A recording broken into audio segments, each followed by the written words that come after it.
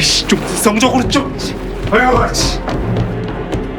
Episode 2 of Tale of the Nine-Tailed 1938 begins with Lee Yeon wandering through the train with Rang. The pair head through to first class and take their seats opposite a woman holding a cute dog. The train is heading to the Kamo unit with those in the cargo hold in particular serving as support troops who supply goods to the army. However, there's another guest on this train, Ryu Hongju. She's over in VIP. Things get a tad more complicated though when we cut back to the present with Taluipa. Leon is there and he tells her that his future self sent him to warn that he's completed his mission much later than expected and he wants to get home. The only way to do that though is to get the legendary pipe, which happens to be on the train that left Busan that morning. It's fallen into the hands of the Japanese and if you can play the pipe, you could blow up a whole mountain. The train they're on fast approaches an overpass, which happens to be Shin-ju's chance down in the cargo hold to break free and get out with the other prisoners. After tricking the guards, they rush down the carriages to escape, while we learn that Hyun-ju is the one holding the legendary pipe.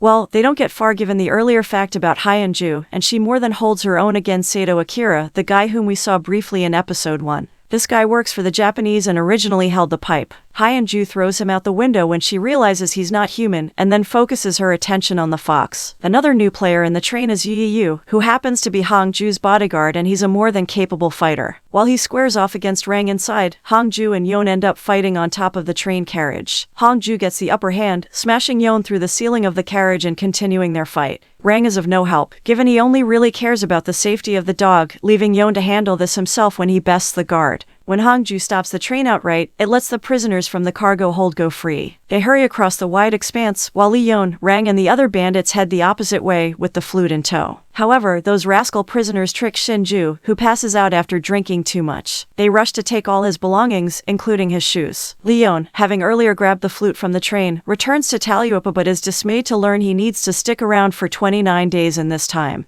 Thankfully, time flows differently here and it'll only seem like a few days back home. He also needs to hold onto the Guardian Stone in order to secure passage when the portal reopens again. Yeon decides to use that time to spend with Rang, realizing this is the last month he's going to get with his brother. Despite saving him, Rang is suspicious over exactly who he is and believes this is a big trick. Yeon shows off his phone though and promises the answers he seeks can be found in there. Meanwhile, Akira returns to Ryuhei Kato, who's the real guy in charge here, and apologizes for losing the flute. As we soon learn, Kato is not human either and flashes his monstrous red eyes. He demands Akira search all over the Joseon period for an item stronger than the legendary pipe, as he claims this is the reason he's there. Lee Yeon does also learn that Hongju is an informant and believes it could work in his favor. Specifically, he decides to hire her to figure out who the guy in the red and white mask is. She agrees to do it, but on one condition. There's an important event today, which happens to be the Miss Joseon pageant. Lee Yeon is to be one of the judges alongside Sunwoo Yoon-ho, who is actually Uri from Season 1. He needs to find the root cause for exactly who's sabotaging the women in Gyeongseong.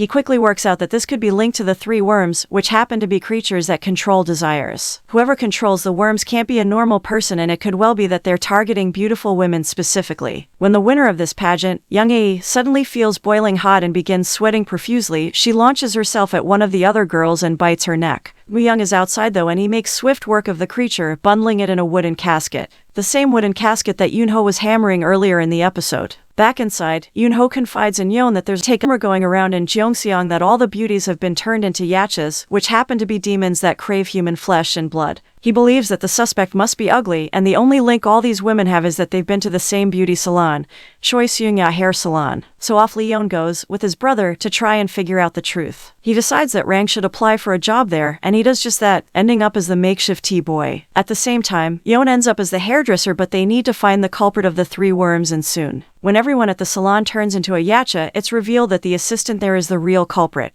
She's actually an indigenous god and it seems mirrors are her weakness. Lee Yeon decides not to attack, especially when he learns that she's the first kitchen god, someone who was burned. She explains that the three worms came from a mask-wearing guy. In speaking the truth, she suddenly burns to a crisp and disappears, given she was ordered to die upon telling the truth. It doesn't take us long before we figure out exactly who the mask wearer is. It's actually Woo-young. When he comes face to face with Hongju, the pair reunite and Woo-young is glad to see her again. Now, Woo-young's motivation stems from finding the killer of his older brother whom he had great affection for. He's dead set on revenge and knows that his friend died at the hands of his best friend. Elsewhere, Shin-ju is reunited with Lee Yeon in the street too, but he's not happy about being left behind and reprimands his boss, briefly. As he begins sobbing, the trio eventually walk down the street together. Hey, top down on the 405, half hour late, we on LA time.